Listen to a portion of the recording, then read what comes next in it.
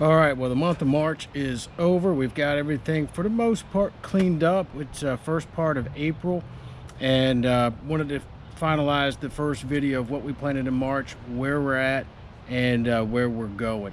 One of my favorite things about gardening is during the summertime we have a small pool and we start grilling out, having some parties.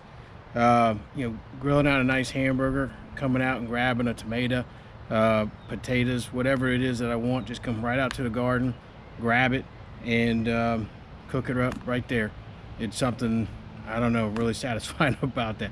But real quick, let me show you what the finished product is at the moment.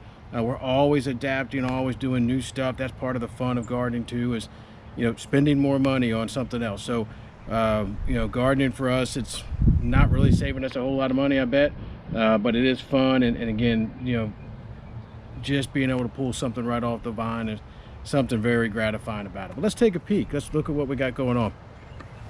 So as you can see, we've got our tomatoes in here. I've got different types of mulch, basically leaves that are falling down. I've got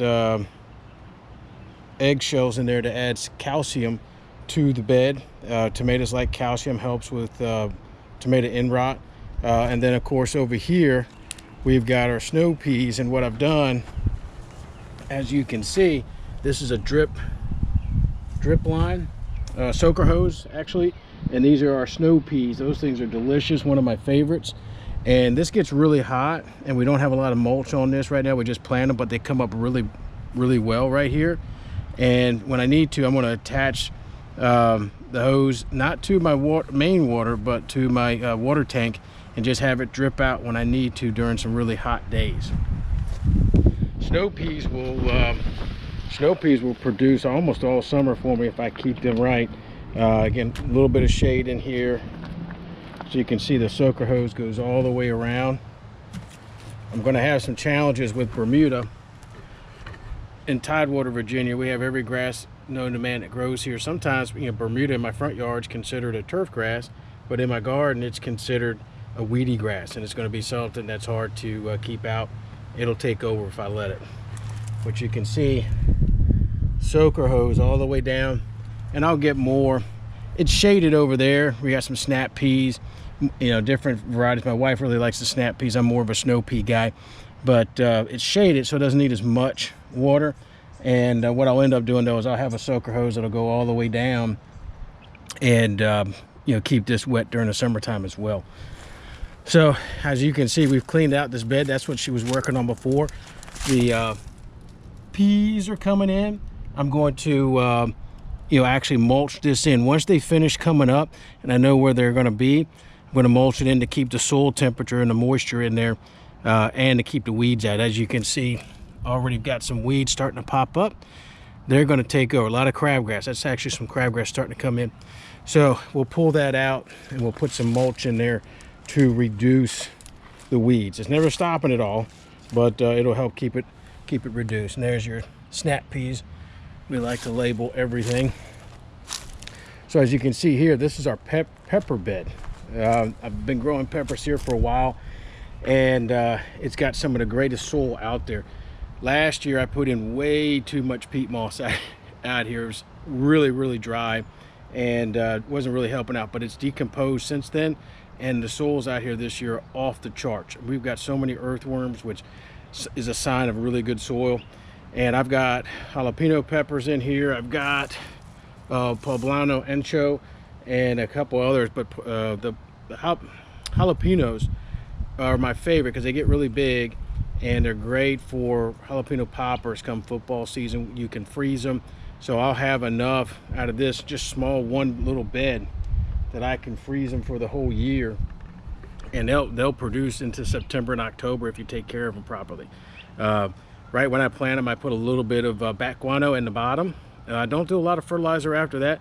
I'll put a little bit of more bat guano on top, but really with this bed the way it is, with the nutrients that are already in the soil, it's pretty good. Again, with the tomatoes over there, I'm putting eggshells because it's calcium. Got to keep the bed moisture as even as possible. If it fluctuates too much, that can cause problems for the tomatoes. And I've got 2 large ones and 2 small ones. I like the cherries. They're very They're delicious. They're sweet. Put them in a salad, eat them like candy. Really good. Now, here's where we had prior grapevine, just wasn't doing what it should. Really just took over. So we got more snow peas. I'm going to have to put more soaker hose in here, but again, that doesn't take a lot of time. Pretty easy. And here's the crazy thing. I've got 2 beds for potatoes. That one down there was just a bag of grocery store potatoes that started, sprouting. So I planted them. The ones in this bed, planted about a week later, actually were the seed potatoes that I got from Tractor Supply, one of my favorite stores. Tractor Supply, early seed potatoes, onions, stuff like that. They got a little bit of everything. So we've got seed potatoes, and I'm putting pine straw in again to keep bed moisture and keep the weeds down. Now we did put some rampicante squash right there. Rampicantes, when cooked, and really, man, for many different ways, you can make bowls out of them. And if you ever get a chance, check out rampicante squash. But when we put them in the blender with a little bit of butter, tastes just like potatoes without the calories. Really, really good. And again, if we trellised it up, they like to be trellised. And then we've got cucumbers on this side of the trellis, and cucumbers do very well trellised as well. So that's one of the things you want to look at. And then over here we've got more green beans, Italian green beans. My wife is a green bean freak. She can freeze those as well. And they're really good, let's be honest. And I've mixed in, as you can see, some oyster shells. We do a lot of crabbing, so anytime I get crab shells, stuff like that, I throw it into the bed. pH is around a 6.2 in this particular bed. If you're really serious about gardening, what you want to do is pick a bed and find out what you want to plant in it, and then build the pH to the desires of the plant. It does so much better on its own when the soil actually matches the plant. Here we've got corn. It's already starting to pop up. The sweet corn. One of the problems we had one year was actually, it's right as the corn got ripe, raccoons came in and shredded it, ate every single one. Love the raccoons. We got Big Mama around here someplace, but we had to mix in some other plants that changed the smell of it a little bit, made it harder for them to find it. But look at these potatoes. Again, this just came out of the grocery bag. Now, grocery potatoes a lot of times don't do very well because they put spray them with a growth regulator so they'll stay on the shelves longer without actually starting to grow. So when I saw it, I was a little bit surprised, but man, that is some healthy potatoes right there. Look at that. And again, you can see the mulching that I put in here to keep the soil moisture and the temperatures consistent. Now, one of the things, and that's a fig tree we're going to plant later, but one of the things, the 50-gallon drum, I elevate it.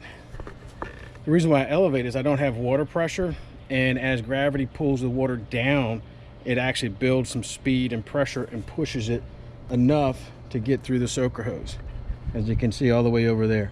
Without that extra pressure, I'd have to get some type of pump to push it. So elevate it a little bit. As you can see, this is something my wife put in.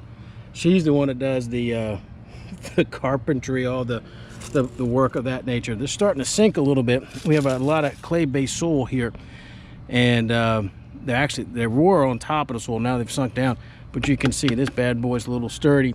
My wife knows how to do stuff like that. Does a good job. And what I'll do is when it rains, I let these buckets fill up, and I'll also pour it in there along with the rain just falling in. One of the reasons why I don't like to use rainwater is, the roof tiles, we got a lot of different chemicals in them, have some issues up there. So I'm just going to use straight rainwater that comes down. Takes a little bit of extra effort. I'm pulling out the old fig tree that was here. We're going to put in 2 Fuji apples. Fuji apple here, Fuji apple over there, dwarfs, so they don't get too big. Here's where we keep our wood pile, keep it far away from the house. All right, and then here, what we've done, we've got romaine lettuce on this side, and we're staggering the planting. So we still have a little bit of weeds over here.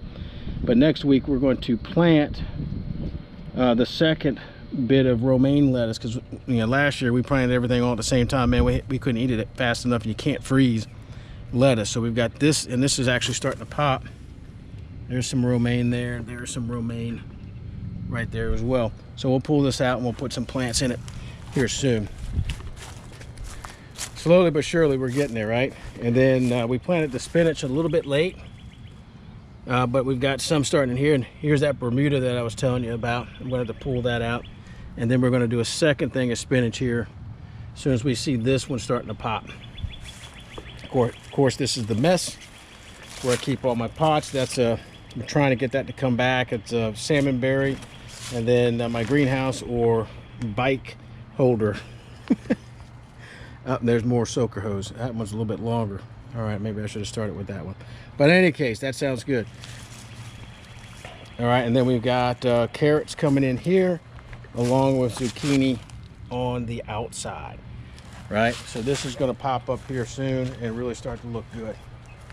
Now this mess I'm still working on. I got centipede grass in the backyard with the banana trees. Still cleaning all this out. We'll be burning it soon.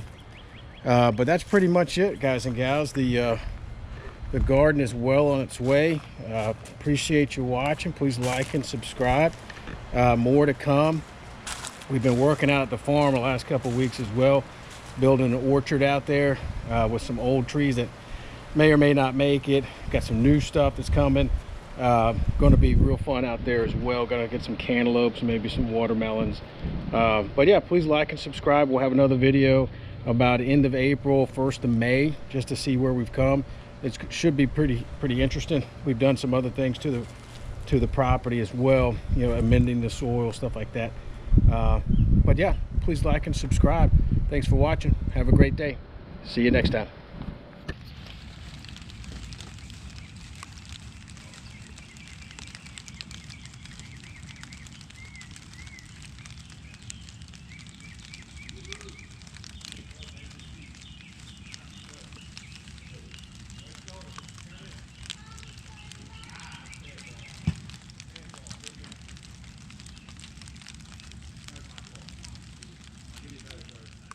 So all right, so the last part of what we've done, this is our wildflower. Those are some wild violets. We've got a bird feeder in here as well. We like to watch the birds, and as you can see, they're starting to pop. Love to feed the bees. Nothing in those two bird houses, but there's two bluebirds in that one, which is awesome. Bluebirds are my favorite. Not sure why, but they are kind of endangered. We've got our pansies in here. We switch out pansies in the spring, and then in the summertime we'll go to vinca. But yeah, look at that. That's pretty cool. It's nice getting out here early morning or late in the afternoons, just sitting down and watching the world go by. All right, let's get on it.